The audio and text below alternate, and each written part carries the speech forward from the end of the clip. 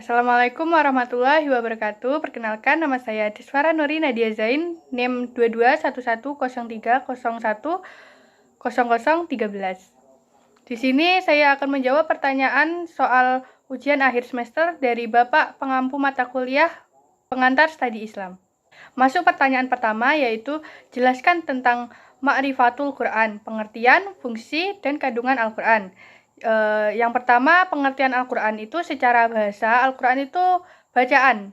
Sedangkan secara istilah itu kalam atau firman Allah yang diturunkan kepada Nabi Muhammad SAW yang pembacanya merupakan suatu ibadah. Yang kedua, fungsi Al-Quran itu sebagai petunjuk bagi manusia hingga akhir zaman dan sebagai penyempurna kitab suci sebelumnya, dan juga memberi sumber pokok akaran ajaran agama yang dibawa oleh Nabi Muhammad SAW. Yang ketiga, kandungan Al-Quran yakni akikah, ibadah, muamalah, hukum, sejarah akhlak, dan ilmu pengetahuan. Soal yang kedua adalah jelaskan pengertian as-sunnah, al-hadis, khobar, atsar, dan perbedaan antara hadis qudsi dan Al-Quran. Yang pertama, as-sunnah itu adalah suatu perintah yang berasal dari Nabi SAW, namun tidak bersifat wajib. Sunnah adalah satu hukum takfili yang 5, yaitu wajib, sunnah, haram, makruh, dan mubah. Selanjutnya, hadis. Menurut istilah syarok, ialah hal-hal yang datang dari Rasulullah, baik itu ucapan, perbuatan, atau pengakuan. Selanjutnya ada khobar, mengacu pada pengertian berita yang disampaikan dari seseorang kepada yang lain. Menurut para ulama hadis, khobar bisa datang dari sahabat, tabi'in, sehingga disebut dengan marfu', mauquf, dan makruf. Selanjutnya atsor, dapat diartikan sebagai sisa atau bekas sesuatu yang datang dari selain Nabi. Misalnya dari sahabat tabi'in yang menjadi saksi kehidupan Rasulullah dan dapat dipercaya.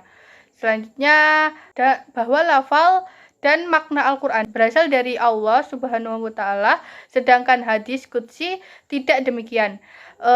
Alias maknanya berasal dari Allah, namun lafalnya berasal dari Nabi. Bahkan pembaca Al-Quran merupakan ibadah, sedangkan hadis qudsi tidak demikian. Lanjut ke pertanyaan ketiga, yaitu jelaskan definisi ijtihad dan kedudukannya dalam hukum Islam, serta sebutkan syarat jadi mujtahid. Ijtihad itu sendiri menurut bahasa artinya adalah bersungguh-sungguh, sedangkan menurut istilah itu adalah proses penetapan hukum syariat dengan mencurahkan seluruh pikiran dan tenaga secara bersungguh-sungguh. Sementara itu, ijtihad memiliki kedudukan sebagai sumber hukum Islam ketiga setelah Al-Quran dan hadis. Ijtihad digunakan dengan menetapkan suatu hukum Islam yang belum disebutkan secara tegas dalam Al-Quran dan hadis. Selanjutnya, syarat menjadi mujtahid, yaitu mengetahui Al-Quran. Al-Quran adalah sumber hukum Islam sebagai pondasi dasar hukum Islam. Mengetahui asbab al-nuzul, mengetahui nasik dan mansukh, mengetahui as-sunnah, mengetahui diroyah hadis, mengetahui hadis yang nasik dan mansukh, mengetahui asbab al-wurud hadis, mengetahui bahasa Arab. Selanjutnya, pertanyaan keempat, sebutkan dan jelaskan aliran serta ajaran dari ilmu kalam. Yang pertama adalah aliran Khawarij. Pengertian dan latar belakang timbulnya aliran Khawarij ini adalah aliran teologi tertua yang merupakan aliran pertama muncul dalam teologi Islam. Yang kedua adalah Murji'ah. Pengertian dan latar belakang timbulnya aliran Murji'ah ini muncul sebagai reaksi atas sikapnya yang tidak terlalu terlibat dalam upaya kafir mengkafirkan terhadap orang yang melakukan dosa besar, sebagaimana hal itu dilakukan oleh aliran Khawarij. Yang ketiga adalah aliran Qadariyah.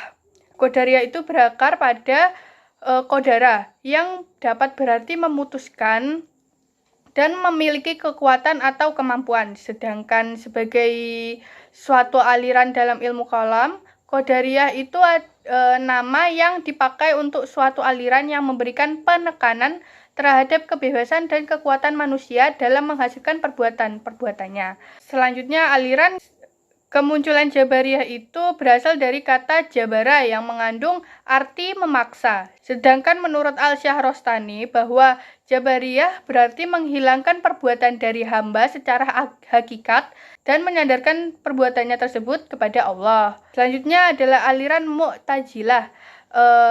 Perkataan Mu'tazilah berasal dari i'tizal yang artinya memisahkan diri. Pada mulanya nama ini diberikan kepada orang luar Mu'tazilah karena pendirinya Wahsil bin Atha tidak sependapat dan memisahkan diri dari gurunya Hasan al-Basri. Selanjutnya ada Ahlus Sunnah wal Jamaah. Pengertian dan para tokoh serta pemikiran-pemikiran mereka, Ahlus Sunnah berarti penganut atau pengikut sunnah Nabi Muhammad SAW, dan jamaah berarti sahabat Nabi. Jadi Ahlus Sunnah wal Jamaah mengandung arti penganut sunnah itikat Nabi dan para sahabat beliau. Selanjutnya ada aliran Syiah. Secara bahasa Syiah ini berarti pengikut. Yang dimaksud dengan pengikut di sini adalah para pendukung Ali bin Abi Thalib. Selanjutnya adalah aliran Salafiyah. Secara bahasa, Salafiyah berasal dari kata salaf yang berarti terdahulu. Yang dimaksud terdahulu di sini yaitu orang-orang terdahulu yang semasa Rasul Shallallahu Alaihi Wasallam, para sahabat, para tabi'in, dan tabi'in. Sedangkan Salafiyah berarti orang-orang yang mengikuti salaf. Lanjut ke soal nomor 5. Poin yang pertama adalah jelaskan dasar berfilsafat dalam Islam. Poin yang kedua adalah bagaimana implementasi tasawuf dalam era modern saat ini. Untuk poin yang pertama, filsafat sendiri merupakan ilmu yang mengajarkan kita berpikir secara kritis dan logis, sehingga kita dapat mengomunikasikan ide pokok tersebut asal tidak menyimpang dari hukum-hukum agama Islam, terutama hukum-hukum yang tertera dalam ajaran agama Islam. Poin yang kedua adalah tasawuf memiliki peran yang penting dalam membimbing manusia untuk menemukan Tuhannya, menghilangkan perasaan hampa yang dialami manusia modern dengan mengembalikan nilai-nilai spiritual yang telah hilang dari dirinya. Terima kasih. Itu adalah jawaban saya dari soal UAS yang diberikan oleh Bapak dosen pengampu mata kuliah pengantar studi Islam. Kurang lebihnya mohon maaf. Assalamualaikum warahmatullahi wabarakatuh.